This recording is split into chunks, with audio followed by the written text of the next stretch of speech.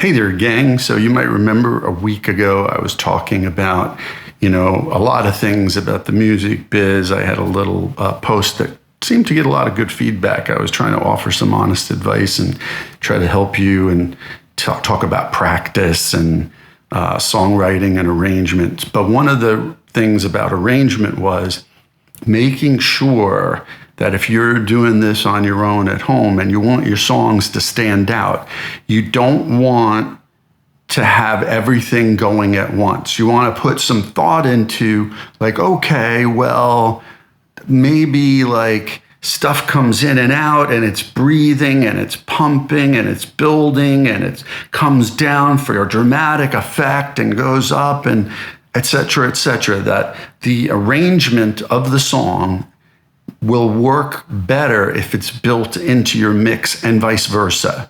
If you want your mix, if you find yourself that you're banging your head against the wall with mixes, don't worry about it.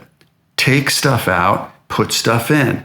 It's more about subtraction than addition. But if you leave space in the arrangement, your mix will work better, because stuff won't be just going all the time like on 11. So I'm going to show you something right now. Hold on.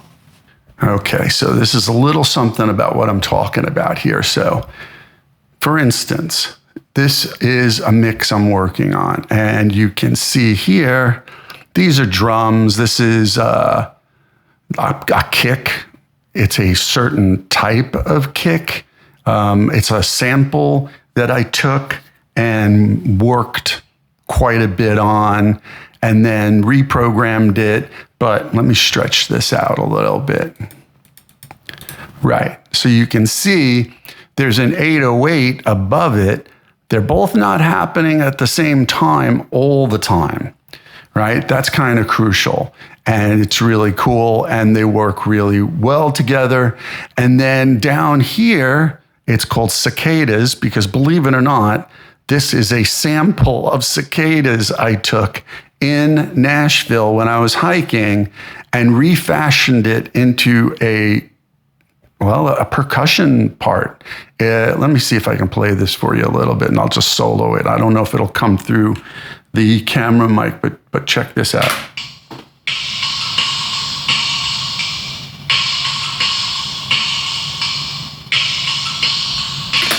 You know what I mean? Like, hopefully you could hear that. Yes, that was cicadas.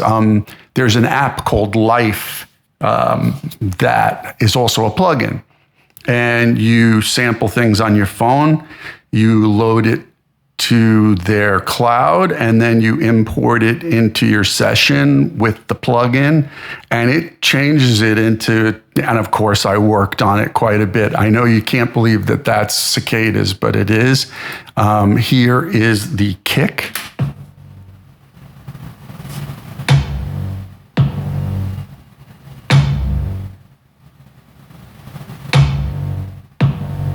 Right? So like, those are just two things to start with that aren't working together all along, straight through. This is claps that are acting as a snare. And then, let's see, what's this here? Let's see what this is. So that's my closed hi-hat. And what I did for the closed hi-hat is, rather than, I don't know if we can see this here, but rather than just look closely at that closed here. Let me open this up. Hopefully you can get a vibe of this. It's not straight, right? It's not like quarter notes or eighth notes or 16 notes. And the reason is I played it. Right? I set it up in Bitwig, and all the percussive stuff, the samples anyway, I put into Bitwig and played them live and then quantized them, of course. But that way it wasn't like a boring, typical part. Like, here we go. Let me just get this in here.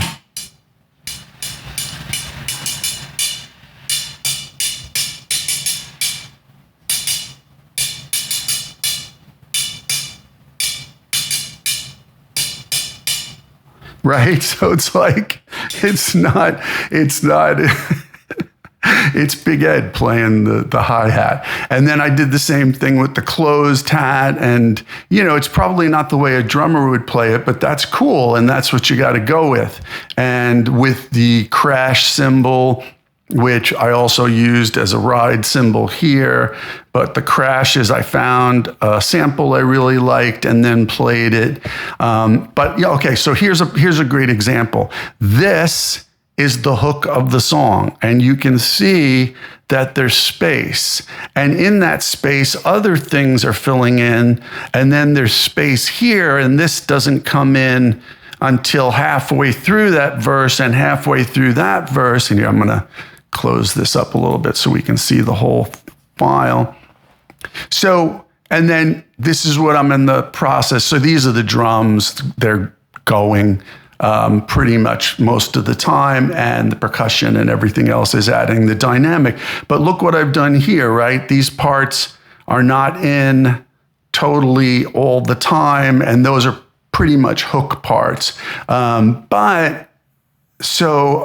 then here's a drum part that I found, which I then programmed in to only come in on the chorus, the bridge, and the last chorus. And it really lifts up the whole arrangement. So anyway, this is just a quick look at what you can do to add dynamic. Like, for instance, the cicadas, that one part is not happening all the time, but it's on the intro, and so on and so forth. You can see the open hi-hat. I even played 2 different samples to give it some dynamic, so it's not the same sound all the time.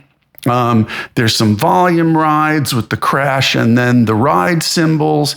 So basically, I hope you can see that it's just, you don't want it to be going everything full out all the time, or else there's no dynamic to your mix. And I will continue to do more work on that, and it will get better and better and better as I'm finishing this song. I probably have a lot more work to do. I'm gonna be playing some live percussion. I'm gonna be putting some guitar on there. I'm gonna get somebody else in to play the keyboard part that I rudimentarily played, because it's just like block chords. I don't know, it's pretty bad. It's not wrong, but it's pretty boring, and that will add a lot of dynamic too. I think I'm going to bring someone in to play keyboards, not just electric piano, but organ. And just this morning, let's talk about adding to your arrangement via your mix and vice versa. I heard this octave piano thing coming in at one point halfway through a verse, and I'm like, oh yeah, that would be really cool. So I'm going to do some live percussion, some guitar, and layer some vocals, and I might even do a few horn things and some strings possibly. And then I think it'd be pretty much done. I think I finally fine-tuned the lyrics and I can put a final vocal on it. So again, even with your vocals, create space and create dimension and dynamic and depth, and open it up, close it up, and just make it breathe. And your songs, your mixes will be a heck of a lot better if everything's just not going full out. You'll also find you don't need as much EQ when you do it this way. In fact, you will need less processing. I don't even have any plugins going right now. Yes, I processed some stuff with EQ and compression and saturation, whatever, to get to this point.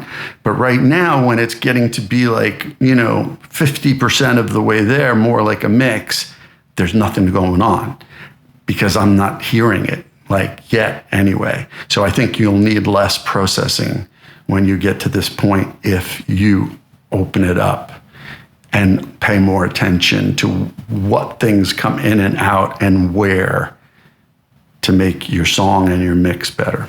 All right? Anybody has any questions, let me know.